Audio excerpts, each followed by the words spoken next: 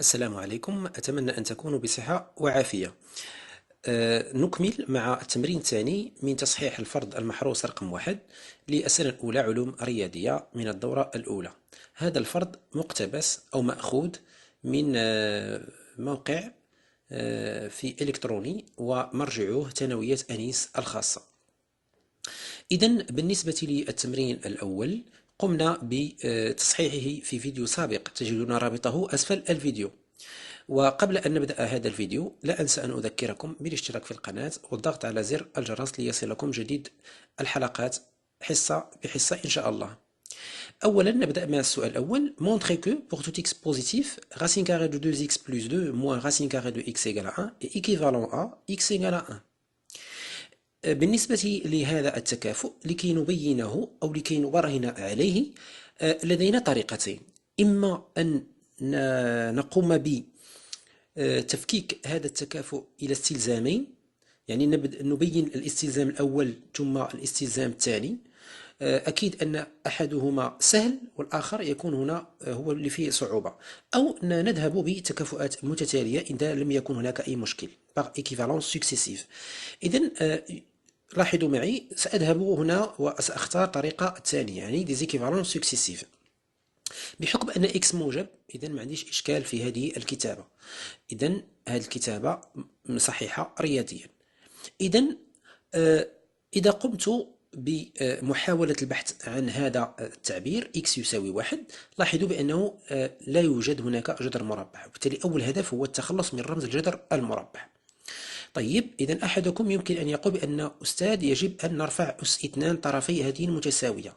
نعم ممكن، ولكن ستصبح الأمور أكثر صعوبة. يعني بعد أن تنشر ستجد تعبير أكثر صعوبة من هذا التعبير، ونحن نريد أن نبسطه لا أن نعقد الأمور. إذا بالتالي سوف ألتجئ إلى طريقة أخرى، وأنني سأغير في هذه الكتابة شيئا ما. يعني سأكتب جذر 2x زائد 2 يساوي 1 زائد جذر مربع x. لاحظوا قمت بتحويل جذر x إلى الطرف الثاني. الآن سوف أرفع كلا الطرفين أس 2. إذا تصبح بعد أن أرفع هذا الطرف أس 2 تصبح 2x زائد 2 تساوي 1 زائد جذر x الكل أس 2. إذا تكافئ ثم أبسط الطرف الثاني. هذه عبارة عن متطابقة هامة a زائد b الكل مربع. إذا هي a مربع يعني 1 زائد 2 ab يعني 2 في 1 في جذر x هي 2 جذر x، ثم زائد جذر x أس 2 هي x. هذا يكافئ. سأقوم ب يعني الاتيان بالطرف الثاني كله إلى الطرف الأول. تصبح 2x ناقص x تساوي أو ناقص 2 جذر x ناقص 1 زائد 2 تساوي 0. لاحظوا هذا التعبير اللي هو 1 جبناه هنا الطرف الأول ولا ناقص 1، وكذلك لاحظوا ولا ناقص 1، وهذا 2 جذر x ولات ناقص x و x ولات ناقص x. إذا 2 جذر x ولات ناقص 2 جذر x و x ولات ناقص x و1 ولات ناقص 1. هذا الرمز هذا تساوي راه بقى، لاحظوا تساوي هي هذه. طيب إذا من بعد ما حولنا جميع الحدود إلى الطرف الأول نتابع التبسيط. 2x ناقص x هي x، لأن 2 ناقص 1 x هي x، ناقص 2 جذر x ناقص 1 زائد 2 أو ناقص 1 زائد 2 نعم تساوي زائد 1، هذا يساوي 0. هذا يكافئ. لاحظوا هنا هذا التعبير عبارة عن متطابقة هامة. أوضحها في مرحلة أولى. هي جذر x مربع ناقص 2 جذر x زائد 1 مربع تساوي 0. يمكن أن تفادي هذه المرحلة إذا كانت الأمور واضحة بالنسبة لكم. إذا تساوي جذر x ناقص 1 الكل مربع تساوي 0. وهذا يكافئ أن ما بداخل الجذر ما بداخل المربع منعدم، يعني جذر x ناقص 1 يساوي 0. وهذا يكافئ أن جذر x يساوي 1. إذا x إذا نرفع مربعين طرفين أس 2 تصبح x يساوي 1، وبالتالي نكون قد أجبنا على السؤال الأول. نمر الآن إلى السؤال الثاني. السؤال الثاني يقول montrer que A, B différent de moins 3 sur 4A implique A moins B sur A plus B différent de 7. Tel que A et B sont deux réels non nuls.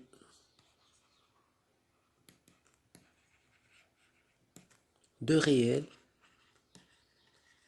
non nuls et non opposés.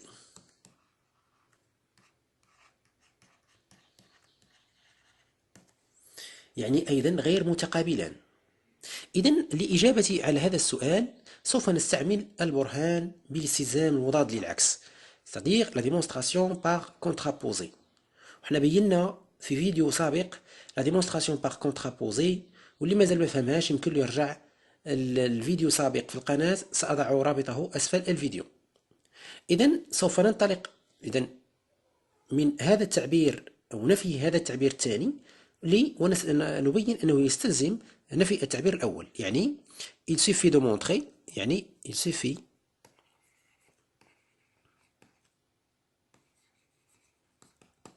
suffit de montrer que A moins B sur A plus B différent en dire égal 7 implique B égale moins 3 sur 4A.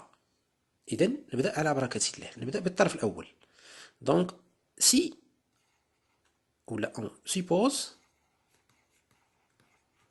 on suppose A moins B sur A plus B égale 7. Qu'est-ce que ça implique? Ça implique A moins B égale، نتخلص من الجذر عن طريق ضرب المقام في الحد الثاني، 7 عامل A زائد B implique A moins B تساوي 7A زائد 7B. النشر البسيط جدا، يعني A 7A نحولها إلى الطرف الأول تصبح A ناقص 7A يساوي 7B ناقص B تصبح في الطرف الثاني زائد B. دائما نغير الإشارة، يستلزم A ناقص 7B ناقص 7A هي في الحقيقة 1A ناقص 7A، واللي هي ناقص 6A يساوي 7B زائد B هي 7B زائد 1B والتي هي 8B. ثم يستلزم A يساوي ناقص 8 على 6. لاحظوا هاد ناقص 6 ناقص نقدر نطلع الفوق، تصبح ناقص 8 على 6B. هذا يستلزم أن A يساوي هذا العدد يمكن اختزاله، نختزل ب2 4 على 3B. لاحظوا هذا هو المطلوب، توصلنا إلى النتيجة المطلوبة، ومنه A يخالف ناقص 4 على 3B يستلزم A ناقص B على A زائد B يخالف 7. نمر الآن إلى السؤال رقم 3. السؤال الثالث يقول برهن أن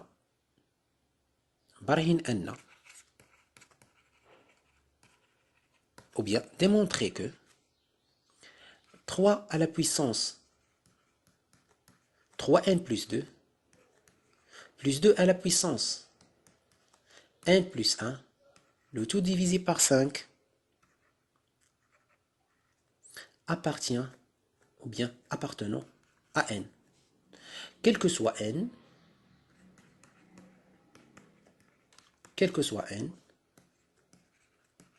de n. إذن هنا عندما نجد عبارة تتضمن الحرف n، حيث n عدد صحيح طبيعي، يتبادر إلى ذهننا البرهان بالترجع، la démonstration par récurrence. إذن la démonstration par récurrence فهي تتكون من 3 مراحل: مرحلة التحقق ou bien l'initialisation.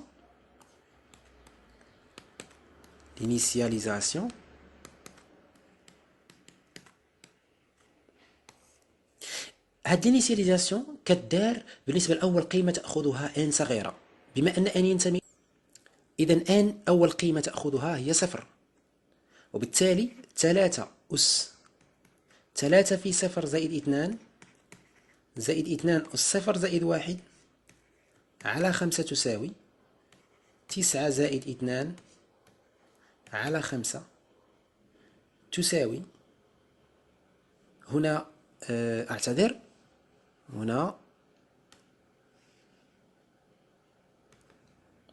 ليس 9 بل 6، لأن 3 أس 2 3 أس 2 نعم 9، نعم 9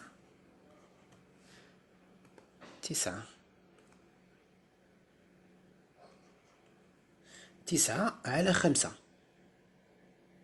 هنا أظن هناك مشكل في كتابة السؤال، إذن هنا زائد 4، وأقول لماذا أجد الخطأ.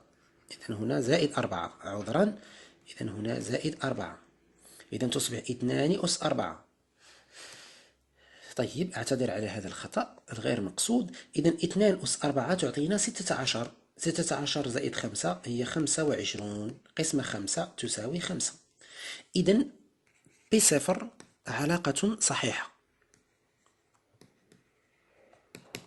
حيث Pn هي 5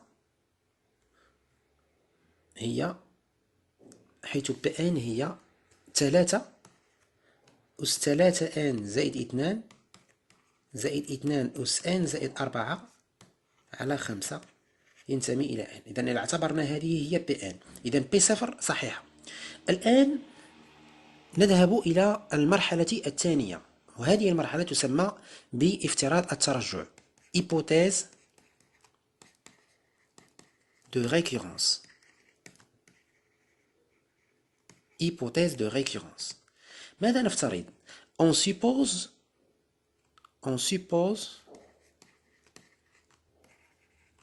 suppose que 3 أس، يعني on suppose Pn et on montre Pn plus 1. يعني ما هي Pn؟ Pn هي 3 أس 3 n زائد 2 زائد 2 أس n زائد 4 على 5 ينتمي إلى n. Et montrons que Pn plus 1 يعني مكان n سنعوض n زائد 1، يعني 3 عامل ل n زائد 1 زائد 2 عامل ل n زائد 1 زائد 4 على 5، والتي يساوي،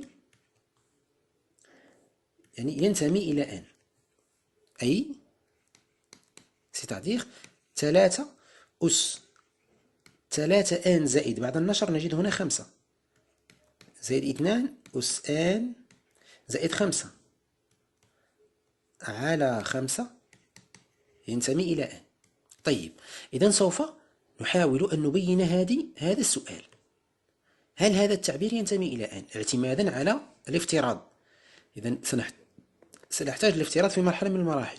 طيب إذن لدينا 3 أس 3 n زائد 5 زائد 2 أس n زائد 5 على 5 تساوي 3 أس 3 في 3 أس 3 n زائد 2 زائد 2 في 2 أس n زائد 4. لاحظوا قمت بتقسيم n أس n زائد 5، هي n 2 أس 1 في 2 أس n زائد 4، و3 أس 3 n زائد 5 هي 3 أس 3 في 3 أس 3 n زائد 2. بعد جمع الأسين نحصل على النتيجة السابقة، الكل على 5 يساوي، نجد هنا 27 عامل على 3 أس 3 n زائد 2. لاحظوا سوف أبحث عن هذا التعبير Pn، يعني سوف أكتب 2 أس n زائد 4 على 5. ستقول لي أستاذ ليس لديك هنا 27؟ أقول نعم، ولكن يمكنني أن أعيدها 2 عن طريق طرح 25. يعني لاحظوا، إذا بما أنني عندما أنشر أحصل على 27 ان أس n زائد 4، هنا النتيجة تبقى صحيحة، ولكن هنا يصبح لدي ناقص 25 2 ناقص 25 في 2 أس n زائد 4 على 5. إذا لاحظوا، إذا بعد أن ننشر سنجد طبعا هذه النتيجة، يعني تصبح 27 ناقص 25 هي 2. مفهوم؟ إذا بعد ذلك هذا التعبير نعلم أنه ينتمي إلى n، يعني هذه شنو هذه؟ هي Pn، اللي هي 3 أس 3 n زائد 2 زائد 2 أس n زائد 4 على 5 ناقص، وهنا 25 قسمة 5 هي 5 في 2 أس n زائد 4. نعلم أن هذا التعبير ينتمي إلى n، وهذا التعبير أيضا ينتمي إلى n. دونك 3 أس 3 n زائد 5 زائد 2 أس n زائد 5 على 5 ينتمي إلى n. وفي آخر مرحلة نكتب d'après le principe de récurrence d'après le principe de récurrence c'est-à-dire d'après le principe de récurrence, quel que soit n appartenant à n، 3 أس 3 n زائد 2 زائد 2 أس n زائد 4 على 5 ينتمي إلى n. الآن نمر للسؤال الموالي، وهو السؤال رقم 4. السؤال رقم 4 ماذا يقول هذا السؤال؟ يقول حل في R المعادلة. Donc on résout l'équation. On résout l'équation. ما هي هذه المعادلة؟ 4 la partie entière 2x le tout au carré moins 5 la partie entière de 2x plus 1 égale à 0.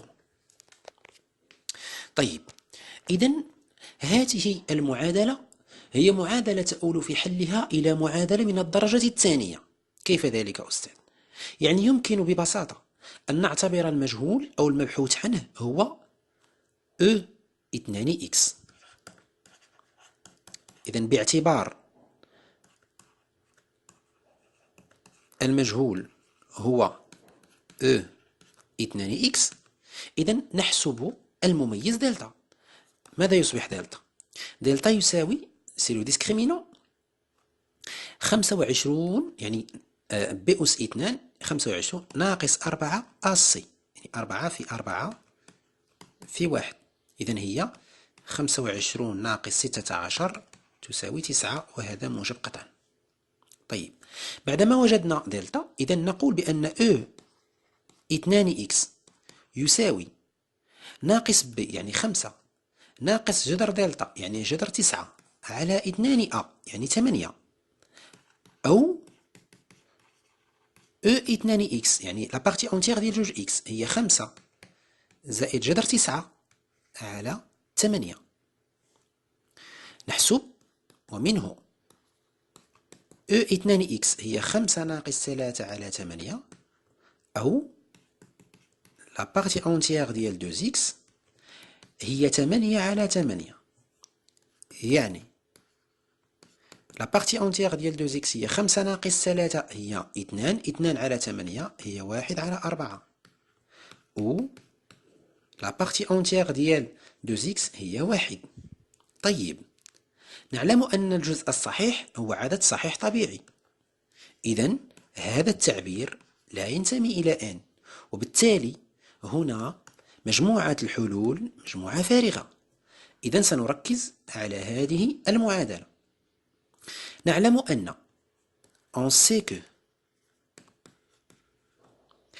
أن x فهو أصغر قطعا من لا بارتي اونتيير ديال x بلس 1 وأكبر أو يساوي لا بارتي. إذا نطبق هذه النتيجة المتوفرة لدينا هنا، ومنه دو بتعويض x ب 2x نجد أن 2x أصغر لا بارتي اونتيير ديال 2x زائد 1 أكبر أو يساوي لا بارتي اونتيير ديال 2x. دو جوج x أصغر قطعا من، بما أن هذه القيمة تساوي كما قلنا 1، إذا تصبح 1 زائد 1 أكبر أو يساوي 1. يعني دو 2x أصغر قطعا من 2 وأكبر أو يساوي 1، يعني x أكبر أو يساوي 1 على 2 وأصغر قطعا من 1. باردون. دونك x محصور بين 1 على 2 و 1، وبالتالي S مجموعة حلول المعادلة هي المجال نصف المفتوح 1 على 2 و 1.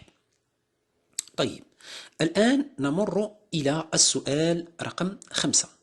حل فئار المعادلة. يقول خامسا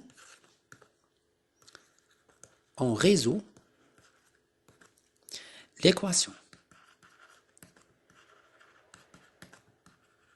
ماذا تقول هذه المعادلة؟ racine carrée de x moins 1 plus racine carrée de x moins 4 égale racine carrée de x plus 4. هذه المعادلة يجب أن نحدد مجال تعريفها D أو bien DE. ما هو DE؟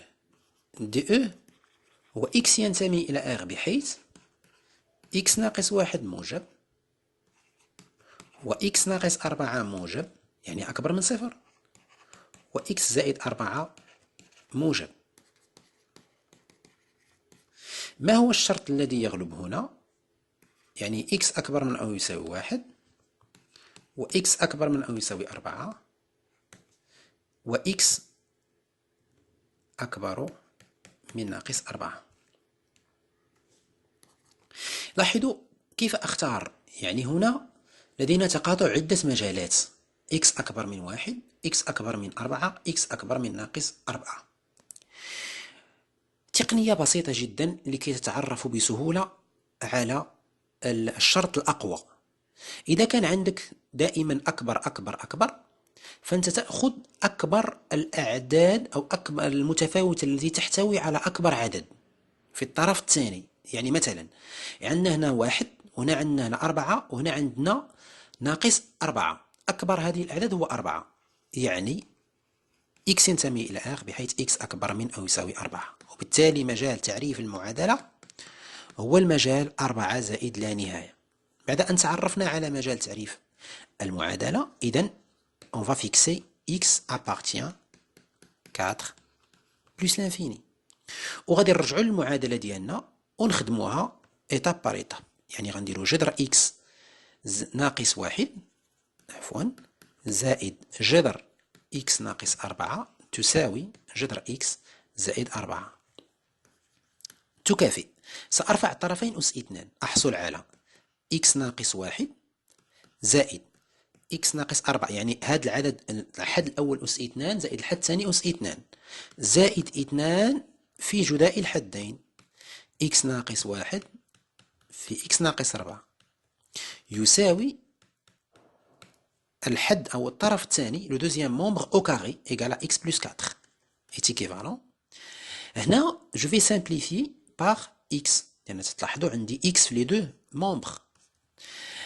ألوغ اش يبقى ليا؟ غتبقى ليا هنا 2 غاسين. غادي نقدر ننشر هذا التعبير، غيعطيني x au carré moins 5x plus 4 égale هنا 4 plus 4 plus 1 moins x. طيب إذن يكافئ جوج valeur absolue x carré moins 5x plus 4 égale 9 moins x. سوف أقوم برفع الطرفين أس 2. Je vais enlever les deux membres au carré. غادي نرفع الطرفين أس 2. غتعطيني هنايا 4 عامل x مربع ناقص 5x بلس 4 égal.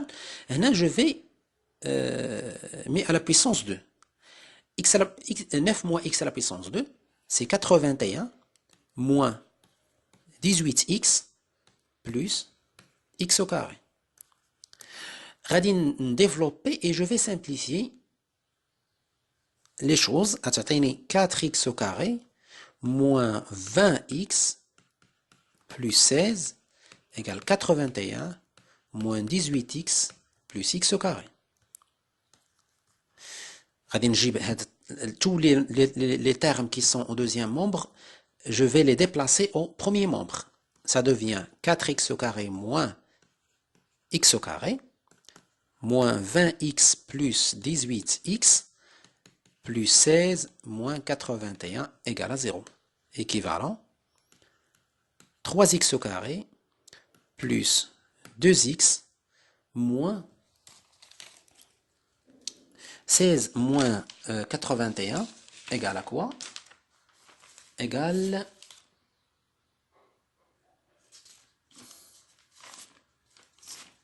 à quoi? J'ai déjà résolu l'équation. Égale à 65. Égale à 0. Donc, je vais calculer delta, puisque c'est une équation de second degré. Donc, delta égale 2 au carré moins 4 fois 3 fois moins 65.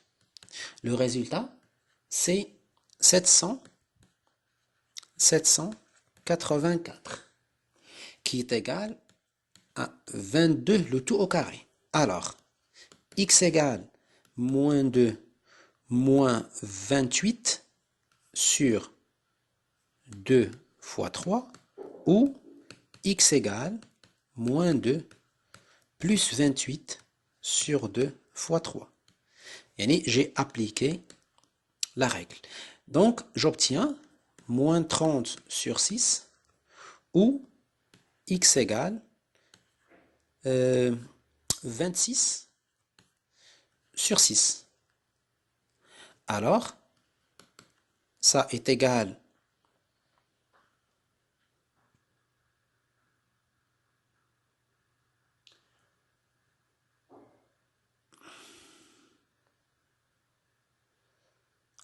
à moins 5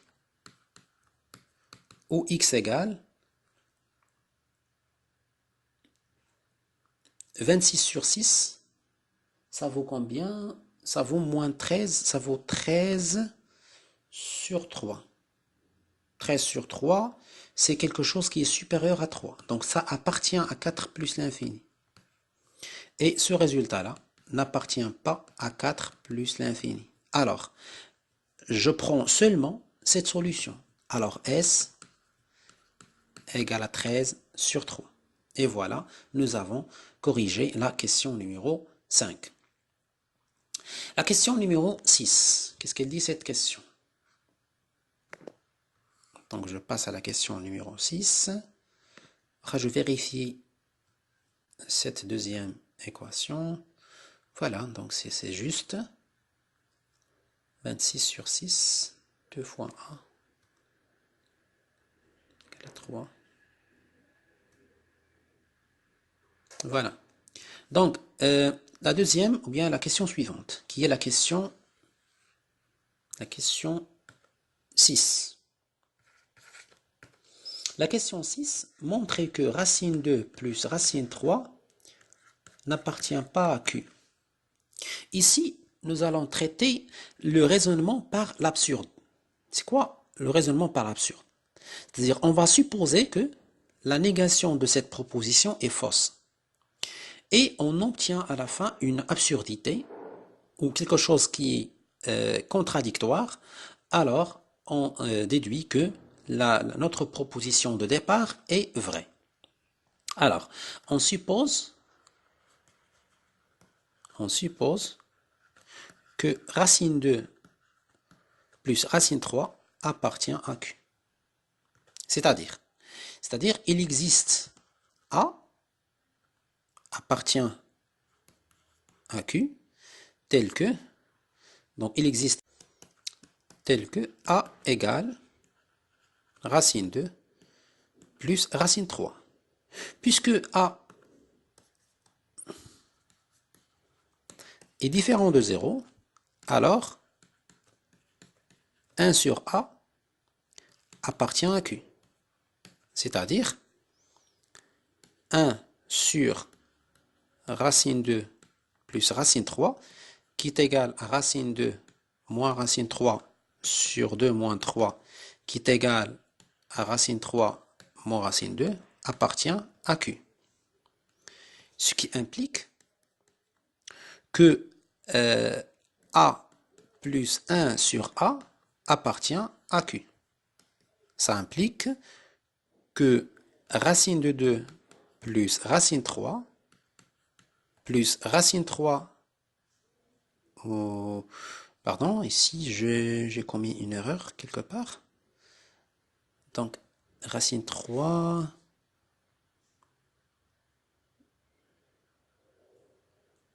donc la différence, je fais la différence. Donc ça revient au même, hein. Donc je fais la différence entre les deux. Donc la différence de deux nombres qui sont rationnels, alors elle est rationnelle. Alors, ça reste rationnel, donc c'est-à-dire, ça implique que 1 sur A moins A